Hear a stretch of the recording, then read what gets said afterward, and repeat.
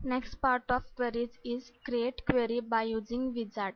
By using wizard जर तुम्हाला query create करायची असेल तर इथं हा create query by using wizard हा ऑप्शन आहे. याच्यावरती डबल क्लिक केल्यानंतर इथं सिंपल क्वेरी विजार्ड अशी विंडो ओपन होईल.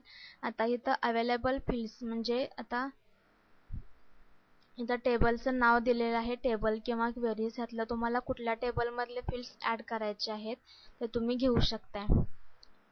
आता मोबाईल स्पेस हे टेबलचं नेम आहे आणि ह्याच्यामध्ये ही फील्ड्सची त्याची नावं आहेत. नेम आणि प्राइस ही मोबाईल स्पेस या टेबल मधली फील्ड्सची नावं आहेत.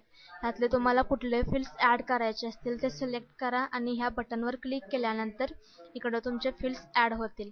नेक्स्ट तुमचं प्राइस हे फील्ड आहे ते सुद्धा सिलेक्ट करून इकडं ह्याच्यावरती क्लिक केल्यानंतर ते फील्ड तुमचं ऍड होईल आणि सगळे फील्ड्स ऍड करून झाल्यानंतर नेक्स्ट वरती क्लिक करा.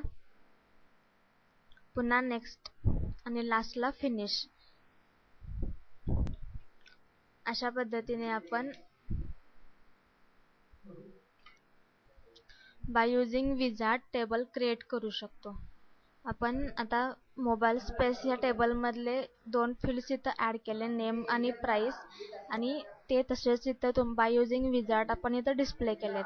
अशा प्रकारे आपण by using wizard table create करू शकतो.